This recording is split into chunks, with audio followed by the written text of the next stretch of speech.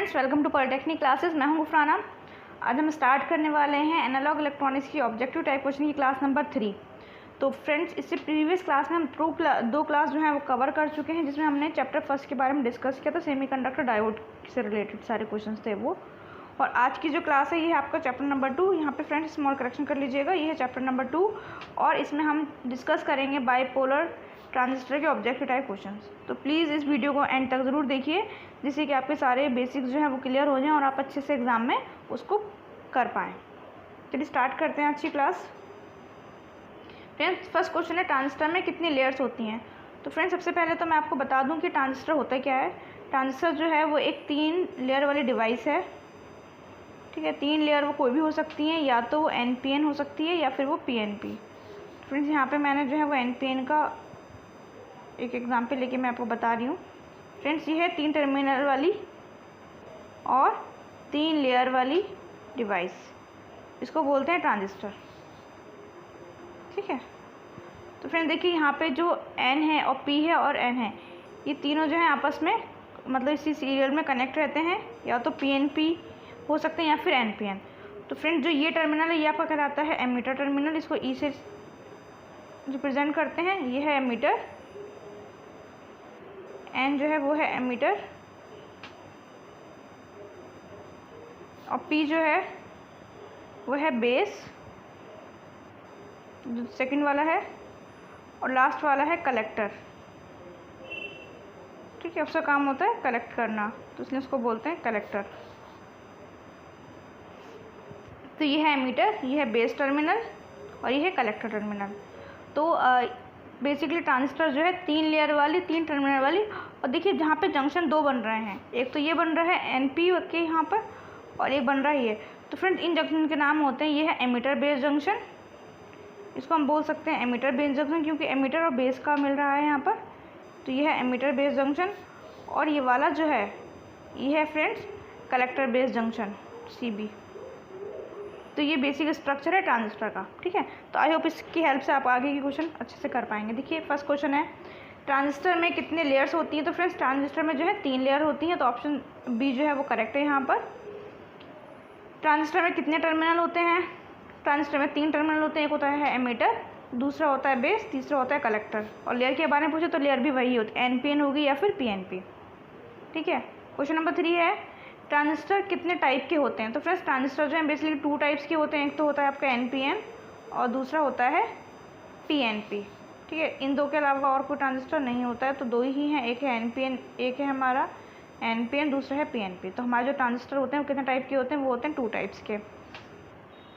देखिए next question है question number 4 के स्ट्रक्चर ऑफ PNP ट्रांजिस्टर। तो हमें स्ट्रक्चर बताना है किसका, PNP ट्रांजिस्टर का। तो देखिए नाम से पता चल रहा है PNP, तो वहाँ पे पहले P होगा, फिर N होगा, फिर P होगा। तो देखिए ऑप्शन A जो है, ये जो दे रखा है आपको यहाँ पर, ये पूरा का पूरा जो है ये है NPN ट्रांजिस्टर का स्ट्रक्चर।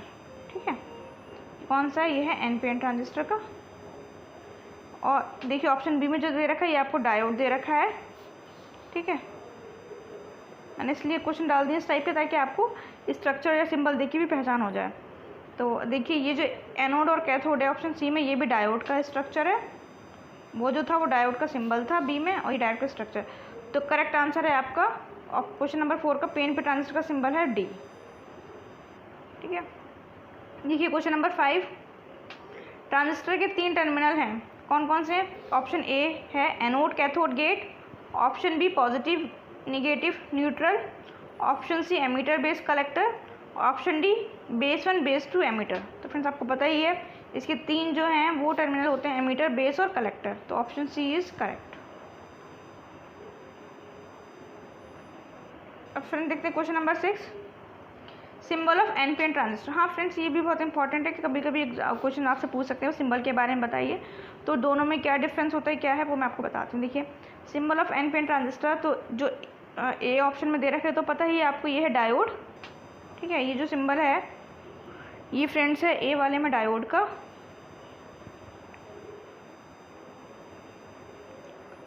और जो B में है, सॉरी जो B में दे रखा है आपको वो है PNP का।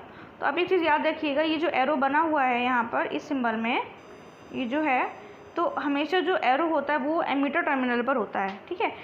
2 टर्मिनल होते हैं, एमीटर और कलेक्टर। 20 यहाँ डाउन में है, डाउनवर्ड्स डायरेक्शन में है। तो एरो जो होता है, ये जो एरो बना हुआ है फ्रेंड छोटा सा, एरो हमेशा कहाँ होता है, ये हमेशा होता है एमीटर पर, एमीटर टर्मिनल पर। और अगर ये इनवर्ड डायरेक्शन में, मतलब अगर बेस की तरफ है, तब तो वो कहलाता है पीएनपी, ठीक है।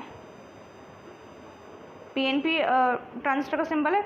और अगर ये आउटवर्ड डायरेक्शन में होता है, जैसे यहाँ पे दिखाया गया है एमीटर टर्मिनल पे, बेस से एमीटर की तरफ आउटवर्ड डायरेक्शन, बाहर की तरफ है ये एरो, ये जो एरो बना हुआ है, तो इसको बोलते हैं एनपीएन ट्रांजिस्टर। तो फ्रेंड्स का जो करेक्ट आंसर है वो है ये। आप याद रख लीजिएगा किसका किस तरीके से बनाया गया है, एनपीएन और पीएनपी का। तो ये वाला जो सिंबल है बी में, ये है पीएनपी ट्रांजिस्टर के लिए, और जो सी में है वो है आपका एनपीएन ट्रांजिस्टर के लिए। दोनों में 3 टर्मिनल शो गए हैं, एमीटर बेस कलेक्टर, इसमें भी है एमीटर बेस कलेक्टर। बस फ़र्क क्या है एरो का, एरो जो है एमीटर से बेस की तरफ है अगर, ठीक है, अगर इस डायरेक्शन में अगर है एमीटर से बेस की तरफ एरो तो वह कहलाता है पीएनपी। और अगर आउटवर्ड डायरेक्शन में है, ठीक है, एमीटर बेस से एमीटर की तरफ को, तो वो कहलाता है एनपीएन ट्रांजिस्टर। अब आपको समझ में आ गया होगा दोनों में डिफरेंस क्या है। क्वेश्चन नंबर 7, ट्रांजिस्टर में जंक्शन होते हैं। तो आपको मैंने बताया था ट्रांजिस्टर में कितने 2 जंक्शन होते हैं, एक होता है एमीटर बेस जंक्शन, दूसरा होता है collector base junction. Option C both A and B, या फिर डी नन ऑफ दिस। तो फ्रेंड्स इसका जो आंसर है वो है बोथ ए एंड बी। जो ट्रांजिस्टर है उसमें एमीटर बेस जंक्शन होता है और होता है कलेक्टर बेस जंक्शन। देखिए फ्रेंड्स, अब मैं आपको यहाँ पे बताती हूँ कि जैसे आपने अगर एनपीएन या फिर पीएनपी का मैं कोई भी एग्जाम्पल ले लूँ अगर, ठीक है, एनपीएन ट्रांजिस्टर है या फिर पीएनपी ट्रांजिस्टर है, तो यहाँ पे है हमारा एन, ये है पी और ये है हमारा एन, ठीक है। तो यहाँ पे 3 टर्मिनल है इसके, एमीटर, ये हो गया कलेक्टर और यहाँ पे हो गया बेस। तो फिर इसके बीच में जैसे आपने अभी इससे प्रीवियस क्लास में देखा था कि हम डायोड की बाइसिंग करी थी, उसी टाइप से फ्रेंड्स हम यहाँ पे जो है इसकी भी बाइसिंग कर सकते हैं, किसकी, ट्रांजिस्टर की। तो उस बाइसिंग से रिलेटेड है क्वेश्चन, तुमसे याद रखिएगा जो आपका एमीटर टर्मिनल और बेस टर्मिनल है और कलेक्टर टर्मिनल है, तो एमीटर बेस हमेशा जो होता है वो फॉरवर्ड बाइस में कनेक्ट होता है। तो एन है तो यहाँ पे नेगेटिव, ठीक है। फॉरवर्ड बाइस का मतलब होता है कि आप बैटरी का नेगेटिव टर्मिनल को ट्रांजिस्टर के एन टाइप से कनेक्ट कर दीजिए। यहाँ पे एन है ना, ये देखिए यहाँ पे एन है, तो एन को किससे कनेक्ट करना है आपको, नेगेटिव से, और ये पी साइड है, पी को कनेक्ट करना है पॉजिटिव से, तो वह कहलाता है फॉरवर्ड बाइस, ठीक है। तो एमीटर बेस जंक्शन हमेशा क्या होता है, फॉरवर्ड बाइस। और अगर कलेक्टर बेस जंक्शन की बात करें तो वो हमेशा होता है रिवर्स बाइस। तो रिवर्स बाइस करने के लिए आपको क्या करना होगा, जो पी टाइप जो ये बेस वाला जो है इसको कनेक्ट करना होगा बैटरी के नेगेटिव टर्मिनल से, और एन टाइप को कनेक्ट करना होगा बैटरी के पॉजिटिव टर्मिनल से। तो ये बहुत ईजी है, ठीक है। तो ये हो गया है आपका रिवर्स बाइस में और ये हो गया आपका फॉरवर्ड बाइस में।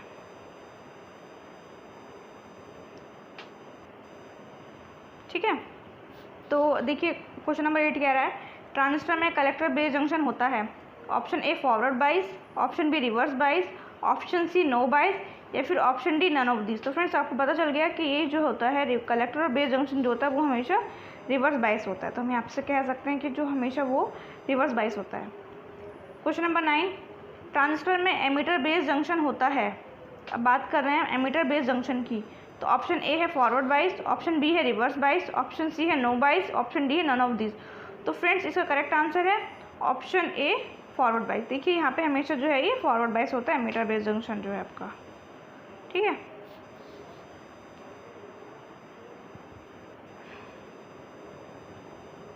अब देखते हैं question number 10, emitter current base current तथा कलेक्टर करंट में संबंध है। Option A I B is equal to I C plus I E, I C is equal to I B plus I E, या फिर I C is equal to I B minus I E, I D is equal to I E is equal to I B plus I C. तो friends यहाँ पे जो आई सी है वो है collector current, आई B जो है वो है बेस करंट, और आई जो है वो है एमीटर करंट। मतलब जो जो इन टर्मिनल में करंट फ्लो हो रही है तीनों टर्मिनल में उसको उनको रिप्रेजेंट करा गया है। तो इसका जो सही मतलब जो आंसर है वो है option number D, I is equal to I B plus I C. जो एमीटर करंट होती है वो बेस करंट और कलेक्टर का समेशन होती है, ठीक है। तो आप याद रखिएगा I is equal to always I B is equal plus I C. अब देखते हैं क्वेश्चन नंबर 11, ट्रांजिस्टर सर्किट के कॉन्फ़िगरेशन होते हैं। तो देखिए 3 कॉन्फ़िगरेशन है। आपका ट्रांजिस्टर अगर हम यहाँ बना देंगे इस टाइप से करके, तो देखिए क्या क्या हो सकता है। ये आपका एमीटर, ये है कलेक्टर और ये है बेस, ठीक है। तो आप यहाँ देख सकते हैं, इसको हमें क्या करना पड़ेगा, अगर ये मेरा NPN ट्रांजिस्टर है तो मुझे एरो को डाउनवर्ड डायरेक्शन में बनाना पड़ेगा, ठीक है। तो ये N है, ये P है, फिर N है। तो N है तो मुझे किससे कनेक्ट करना पड़ेगा, नेगेटिव से बैटरी के, और इसे कनेक्ट करना पड़ेगा पॉजिटिव से, ठीक है। और ये है NPN है ना, तो फिर NPN के लिए इसको ये करना पड़ेगा रिवर्स बायस में, तो ये होगा पॉजिटिव और ये होगा नेगेटिव। तो इस टाइप से करके होगा। तो अगर कॉमन बेस कर सकते हैं तो यहाँ पे क्या हो रहा है, इनपुट और आउटपुट के बीच में क्या कॉमन है, बेस है। तो इस टाइप से करके हम कलेक्टर को भी कॉमन कर सकते हैं और एमीटर को भी कॉमन कर सकते हैं, ठीक है। इसी टाइप से करके बना सकते हैं हम। तो उसके लिए कॉन्फ़िगरेशन करना पड़ेगा। तो क्या क्या कॉन्फ़िगरेशन हो सकते हैं, कॉमन बेस कॉन्फ़िगरेशन हो सकता है, कॉमन एमीटर कॉन्फ़िगरेशन हो सकता है, कॉमन कलेक्टर, या फिर ऑल ऑफ दिस। तो फ्रेंड जैसे बेस को कॉमन करा गया है, इस टाइप से हम एमीटर को भी कॉमन कर सकते हैं, कॉमन कलेक्टर कर सकते हैं। तो इसका जो ऑप्शन है वो D is correct, all of this. इसमें तीनों कॉन्फ़िगरेशन होते हैं, वो रिक्वायरमेंट पर डिपेंड करता है कि हम कौन सा कॉन्फ़िगरेशन करेंगे। इस सर्किट में जो मैंने बनाया है वो है कॉमन बेस कॉन्फ़िगरेशन। अब देखिए question number 12, bipolar junction transistor है। Option A voltage control device या फिर current control device, option C both A और बी, या फिर नन ऑफ दिस। तो फ्रेंड्स हमेशा याद रखिएगा, बाइपोलर जंक्शन ट्रांजिस्टर जो है वो करंट कंट्रोल डिवाइस, और ये बहुत इंपॉर्टेंट क्वेश्चन है, ठीक है। इसको लर्न कर लीजिएगा, इन सब सारे क्वेश्चंस के बहुत इंपॉर्टेंट क्वेश्चंस हैं सारे। देखिए क्वेश्चन नंबर 12, ट्रांजिस्टर के 3 लेयर के नाम। देखिए 3 लेयर मैं आपको बता ही चुकी हूँ, एमीटर, बेस और कलेक्टर। तो एमीटर, बेस, कलेक्टर है। लेकिन देखिए यहाँ पे क्या दे रखा है, NPN PNP both A and B, none of this. तो फ्रेंड्स देखिए यहाँ पे हमें क्या करना पड़ेगा, 3 लेयर हैं तो यहाँ पे NPN भी हो सकती हैं, PNP भी हो सकती हैं, तो बोथ ऑफ A और B दोनों ही हो सकती हैं। ये क्वेश्चन नंबर 13, निम्नलिखित में से कौन सा अरैखिक परिपथ पैरामीटर है, मतलब नॉन लीनियर सर्किट है वो, नॉन लीनियर पैरामीटर है वो सर्किट का। तो ऑप्शन ए है condenser, option B wire bound resistor, option C transistor, option D inductance. तो फ्रेंड्स इसका जो आंसर है वो है ट्रांजिस्टर, ठीक है। क्वेश्चन नंबर 14 देखिए, एक ट्रांजिस्टर में लीकेज करंट मुख्यतः निर्भर करती है, जो लीकेज करंट होती है किसी भी ट्रांजिस्टर में, वो कौन से पैरामीटर पर डिपेंड करती है, doping of base, size of emitter, rating of transistor, या फिर टेम्परेचर। तो फ्रेंड्स इसका जो आंसर है वो है डी, टेम्परेचर पर डिपेंड करती है, ठीक है।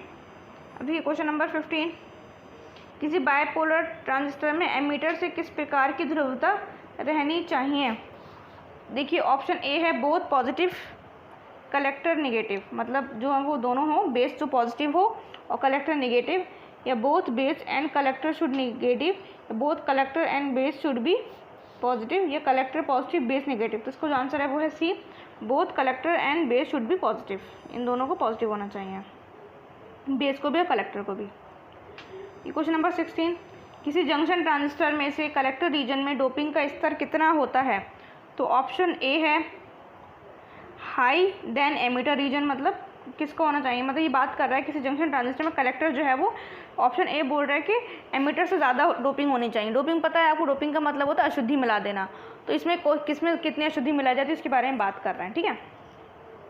ऑप्शन बी है लोअर देन बेस रीजन, मतलब जो कलेक्टर जंक्शन की जो अशुद्धि होती है वो बेस से कम होनी चाहिए। Option C in higher than base region but lower than emitter region, मतलब बेस रीजन से तो ज़्यादा हो और एमीटर रीजन से कम हो। Option D independent of the doping of base and emitter junction, मतलब लो से इंडिपेंडेंट होना चाहिए। तो फ्रेंड्स का जो आंसर है वो है सी। और आप याद रखिएगा कि हमेशा जो डोपिंग जो हम करते हैं वो सबसे ज़्यादा होती है एमीटर में, ठीक है। सबसे ज़्यादा होती है डोपिंग, मतलब अशुद्धि हम मिलाते हैं एमीटर रीजन में, उसके बाद हम मिलाते हैं कलेक्टर रीजन में, और उसके बाद बनाते हैं बेस में, ठीक है। ये इंपॉर्टेंट है। सबसे ज़्यादा जो अशुद्धि मिलाई जाती है, डोपिंग करी जाती है, वो करी जाती है एमीटर में। दूसरे नंबर पे जो करी जाती है वो होती है कलेक्टर में, और सबसे कम डोपिंग होती है बेस में। तो इसमें हमने वही कहा इन हायर देन बेस, मतलब जो कलेक्टर की यहाँ बात कर रहे हैं ना, कलेक्टर रीजन डोपिंग में, तो ये बोल रहा है हायर देन बेस, मतलब बेस से तो ज़्यादा ही है ये, ठीक है, बट लोअर देन एमीटर, मतलब एमीटर से कम है। तो याद रखिएगा ये सबसे ज़्यादा शुद्धि होती है एमीटर में, फिर कलेक्टर में, उसके बाद फिर बेस में, चलिए देखते हैं क्वेश्चन नंबर 17 क्या है। एक पीएनपी ट्रांजिस्टर का बेस रीजन होता है। तो पीएनपी ट्रांजिस्टर की बात कर रहे हैं बेस रीजन की। तो ऑप्शन ए है very thin and heavily doped with holes, मतलब बहुत पतला होता है और उसमें क्या होते हैं, होल्स होते हैं, मतलब होल की डोपिंग की गई है।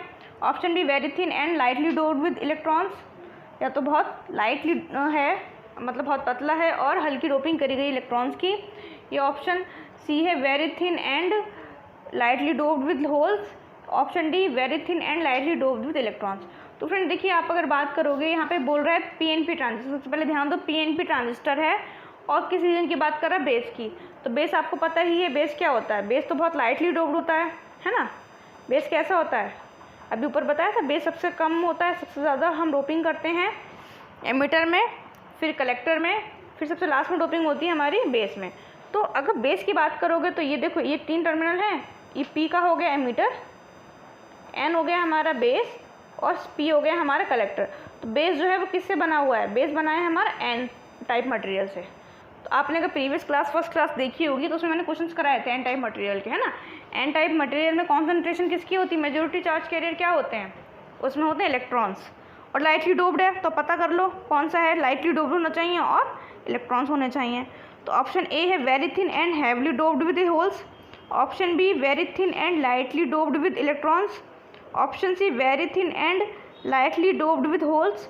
Option D very thin and lightly doped with electrons. तो देखिए यहाँ पर लाइटली डोप्ड की भी बात हो गई है और इलेक्ट्रॉन्स की बात हो गई। इलेक्ट्रॉन्स क्यों आया, क्योंकि यहाँ पे जो अगर डिपेंड करता है, अगर यहाँ पे एनपीएन ट्रांजिस्टर होता, बेस की बात करते हैं हम, तो फिर हो जाता चेंज इसका, ठीक है, फिर होल्स आ जाता। यहाँ पे हम बात करें एन टाइप मटेरियल की, तो एन टाइप में क्या होता है, मेजॉरिटी चार्ज कैरियर जो होते हैं वो उसमें इलेक्ट्रॉन्स होते हैं, तो इसी वजह से यहाँ पर ही आया है,